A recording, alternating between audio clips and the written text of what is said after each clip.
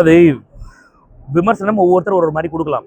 என்னோட விமர்சனம்னு கேட்டிங்கன்னா, நான் என் குடும்பத்தை தான் உள்ள பார்த்துட்டு வந்தேன் அப்படின்னு சொல்லணும். ஏன்னா அப்படியே பாருங்க, ஒரு அப்பா கஷ்டப்படுற அப்பா, ஒரு அடிப்படையில் இருக்க அம்மா, ஒரு அக்கா, ஒரு தம்பி. எங்க வீட்டில் 4 பேர் தான். நாங்களும் அதே மாதிரி 4 பேர் தான். என் வீட்டில் ஒரு நாய்க்குட்டி. எனக்கு இந்த படம் அப்படியே கனெக்ட் ஆச்சு. எங்க அப்பாவை நான் பார்த்தேன் அப்படியே இதுல.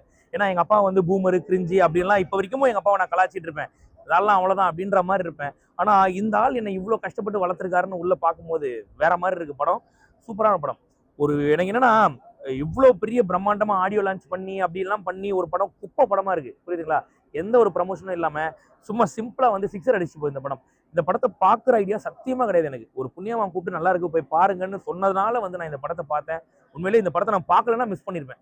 இப்ப பாத்தீங்கன்னா என் ஃபேமிலியோட வந்து நான் பார்ப்பேன். 100 நாள் ஓடும் சார் இந்த படம். கேரண்டி 100 நாள் ஓடும். ஒரு குடும்பமும் இந்த படத்தை வந்து பார்த்துட்டு கண் கலங்கி வெளியில போகலனாக்கா பைசா ரிட்டர்ன். அவ்வளவுதான் நான் சொல்லுவேன் நானு. அவ்வளவு டூரிஸ்ட் ஃபேமிலி வேற சார். அது கம்ப்ளீட்டா வேற. அது வேற மாதிரி ஜானர். அதாவது பாத்தீங்கன்னா நம்ம மக்கள் வறண்டு போய் கிடக்குறான். ஒரு ஃபீல் குட் மூவி இல்லாம வறண்டு போய் கிடக்குறான். ஒரு ஃபீல் குட் மூவி கொடுத்தாங்க. இது உன் குடும்பத்தையும் உனக்கு காட்டுவாங்க. உன் குடும்பம் எப்படி இருக்குன்றத காட்டுவாங்க. நல்லா இருக்கும் உண்மையிலேயே. சூப்பரா இருக்கும். அதாவது பாத்தீங்கன்னா இந்த படத்துல வந்து அப்பா குப்பை அள்ளுறதா இருக்கட்டும், ஆட்டோ ஓட்டுறதா இருக்கட்டும், அது அவங்க குடும்பம். ஆனா என்னோட குடும்பத்துல பாத்தீங்கன்னா எங்க அப்பா வந்து ஒரு போஸ்ட்மேனா இருந்தாரு, லெட்டர் போட்டாரு, அவ்வளவு கஷ்டப்படுவாரு. அதுக்கப்புறமா நிறைய விஷயங்கள் இருக்கு. ஒவ்வொரு ஃபேமிலிக்கும் ஒரு இருக்கும் அப்படின்ற மாதிரி இந்த படத்துல வந்து நீங்க உங்க ஃபேமிலியை பார்த்துட்டு அப்படியே வாழ்ந்துட்டு வருவீங்க. நீங்க ஆரம்பத்துல கொஞ்சம் லேக் இருக்கும் படம், ஒரு மாதிரி போவோம், ரொம்ப ஓவர் டீடைலிங்கோன்ற மாதிரி இருக்கும். இன்டர்வலுக்கு மேல அப்படியே நீங்க இந்த படத்தோட டிராவல் பண்ணுவீங்க.